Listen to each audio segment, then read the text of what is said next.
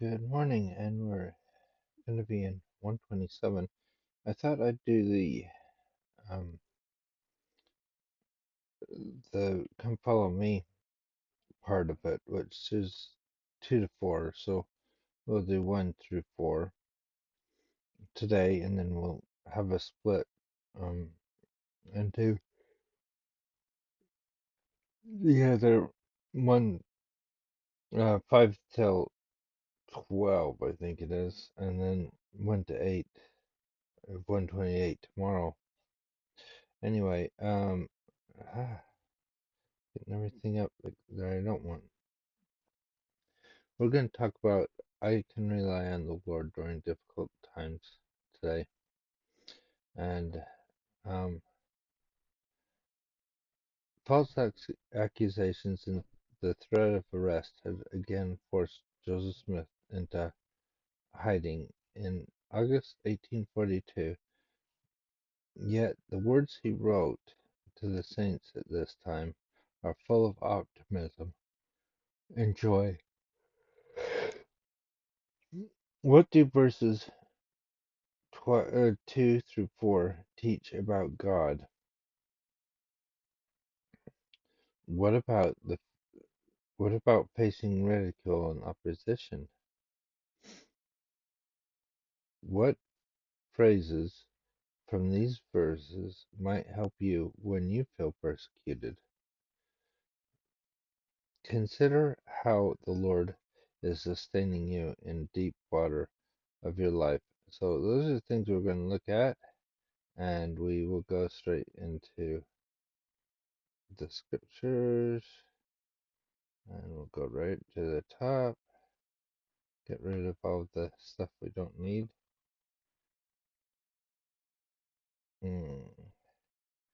And sorry about all that. And we're in 127. An epistle from Joseph Smith the prophet, Latter-day Saints, to the Latter-day Saints at Nauvoo, Illinois, containing directions on baptism for the dead, dated at September 1842. So if you think about, um, this is progressing quite fast now. Well, we might have. Sorry about the yawning. I just since um my stroke, I seem to yawn a lot more, even when I'm fine. But September 1842. Um, if we look back, July 1841 and March 1841 and January 1841. So a bit of time between each one. Um, I just wanted to mention something that I think is significant here, which is in the church. We think, well, first of all, the Doctrine and Covenant only covers when Joseph Smith was a prophet up to his death, and then a couple, a little bit from Brigham Young, not a lot. So does that mean prophets don't have revelation? Well, they do. And often, if we look at the last, um, since 2018, all the messages from from President Nelson, um, almost all of them are prophetic in nature, in general conference, and all of them, every single one of them, has been about the temple as well. I found, in some way or another, even if it's not the main topic, he will mention the temple. It seemed, and now we've got President Oaks, and we've got things that he'll tell us, um, and that's general conference. Um, as far as Revelation, I feel at this point, um, for Joseph Smith and for the church, there are people receiving revelation in their own callings. They've got the Council of the 12 Apostles, they've got the Council of the 12 in Nauvoo, and councils within each stake. There's thousands of stakes now of Zion, and there's thousands of wards with thousands of bishops, and each of those are receiving revelation for their wards and for their stakes. It is phenomenal how much the Lord is blessing His people, and that doesn't mean that um, these revelations are coming in small bite-sized portions. If you look at some of these revelations where they name people's names, there's millions of people in the church now, yet they're being guided by revelation and callings and all sorts of things. We wouldn't be able to name them all in a book like this, but it is happening, and I can testify of this because I've been in meetings where I've seen bishops and stake presidents get revelation about people and know that they're being called to a certain calling because these people are um, able to receive that revelation. It, I think, if anything, the the amount of revelation is increasing, but it is spreading out. Joseph Smith and each president of the church after him fills the role of making sure that revelation is followed, that the keys of the kingdom are there, and that they're followed in a certain order, and that they give revelation for the whole church. Well, in a ward or a stake, that may be a little bit different. Well, it won't be different as in, oh, they'll go against anything the prophet says. What it'll do is they'll be able to use it to say, okay, so and so should be called to such and such a position because we know um, revelation, and we can have revelation in this situation. It's a, I think there's more revelation now than ever before, and um, so seeing that the sections are growing further and further apart is not the point. The point is that we learning how the Lord set up His church, so that when we do our own um, ministering and things like that, that we can use the Spirit in the proper way as the Lord wishes us to do it. And as we go to the temple and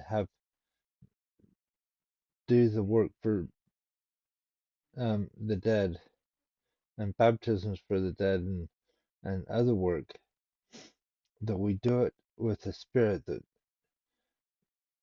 is directed here. And once it's directed here, we will be able to do it with the Spirit of prophecy with us as well. So that's how I feel. Another thing I wanted to point out is look at the sentence structure here. And then look at some of the sentence structure when the Lord is supposed to be talking through Joseph Smith. I don't have to be um, a bewildered professor or something to see that this is two different people speaking. When he's speaking through the Lord, when Joseph Smith has "Thus saith the Lord," there's a different sentence structure to when he says, "This is what the Lord has revealed to me," as he says here. "For as much as the Lord has revealed unto me that my enemies, both in Missouri and this state, were again in pursuit of me, And inasmuch as they pursue me without cause and have not the least shadow of coloring of justice or right on their side, on getting up of their prosecutions against me, inasmuch as their pretensions are not all founded in falsehood, and the blackest dye. I mean, right there, we're already halfway through this sentence, and we don't get very many sentences that long when he says, "Thus saith the Lord." And now I'm not saying that this is any less, but what I'm saying is that even speaking as a prophet, he has a different way to write when he is saying, "I have," than when he says, "Thus the Lord saith." I have thought it expedient and wisdom in me to leave the place for a short season, for my own safety and for the safety of this people. I would say to all those whom I have business, that I have left my affairs with agents and clerks, who will transact all business with a prompt and proper manner, and will see that all my debts are cancelled in due time, by turning out property or otherwise, as the case may require, or as the circumstances may admit of.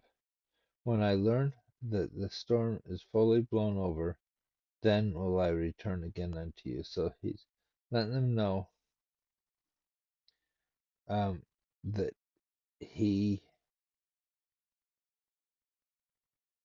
is still going to make sure things are taken care of in his absence, but that it has to be done because of the persecution.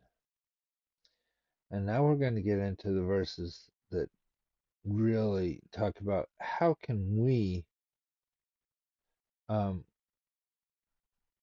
meet persecution or just adversity in our lives. And as for the perils which I am called to pass through, they seem but a small thing to me. Think about the things that he's been in jail several times, but especially last time was Liberty Jail, where he turns that place not into the worst thing that's ever happened to him, but into almost a um, as it's been said before, a temple jail where he receives such beautiful um, words from the Lord. And he's saying it's just a small thing. As the envy of the wrath of man hath been my common lot all the days of my life. And maybe for some of us it probably is the same. I don't know. I don't feel like I've been that um, um, had that much opposition. But there are times. There's times when in my life when someone or something has come up and they've tried to shake my faith or whatever. And for what cause it seems mysterious, unless I was ordained from the foundation of the world for some good or bad, as you may choose to call it. Judge ye for yourselves. God knoweth all these things, whether it be good or bad, but nevertheless deep water is what I am to swim in. They've got plenty of deep water where they are by the Mississippi, so um, he knows what he's talking about. And it has all become a second nature to me. I feel like Paul to glory in tribulation. For to this day has God of my fathers delivered me out, out of them, and will deliver me from henceforth forever. Henceforth. For behold, and lo, I shall triumph over all my enemies, for God hath spoken it. So that's the first verse. See how long that was. And you don't get very many like that when he says, Thus saith the Lord. He says God hath spoken it, but it's his words. He said, I shall triumph over all my enemies. He didn't say, You shall triumph over all your enemies, thus saith the Lord. I'm just pointing that out only because a lot of people say, well, he just thought it up. But even without a degree, you can see there's a difference. And even when I was at university and studying this, they did point out um, some of the differences in the language of the ones that he wrote to the stuff that is thus saith the Lord when it is a revelation given directly through Joseph Smith. But to me, he's still the prophet, and his words still ring true. Let all the saints rejoice, therefore, and be exceedingly glad, for Israel's God is their God, and he will mete out just recompense of reward upon the heads of all their oppressors. That's both a blessing when you think about recompense of reward, but also if it's against somebody that's gone against the Lord, I wouldn't want to be on that side. And again, verily, thus saith the Lord, let the work of my temple and all the works which I have appointed unto you be continued and not cease. Let your diligence and your perseverance and patience and your works be redoubled, and ye shall in no wise lose your reward, saith the Lord of hosts. And if they persecute you, so persecuted they the prophets and the righteous men that were before you. For all is there a reward in heaven. For all there is a reward in heaven. Sorry, I said that funny. So there we have it. Again, he's saying, okay, the oppressors might get their justice, but you also will get your justice. There will be a reward for you in heaven.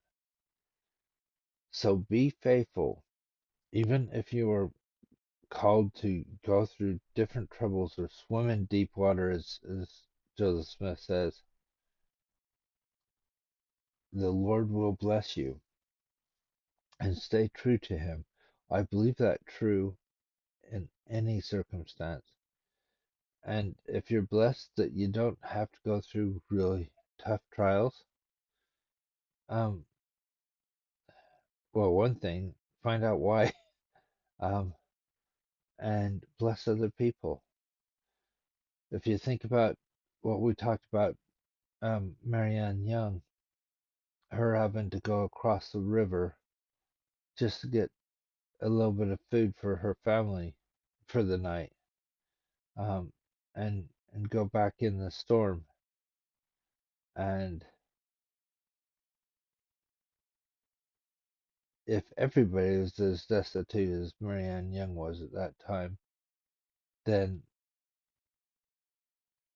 nobody would have been able to help her.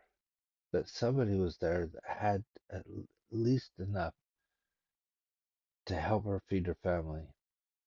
And she was able to get just enough to be able to take care of her family at that time when Brigham Young wasn't around, when he was doing the work of the Lord, each person doing their bit and each person being blessed differently. And I think it's the same here. Some of us will find ourselves in under persecution. In fact, I think at different times we do. Brigham Young wasn't gone all the time. Um, he comes back and then he leads the people to Salt Lake, and he leads the church and his family um, from there and not going out across the nations anymore.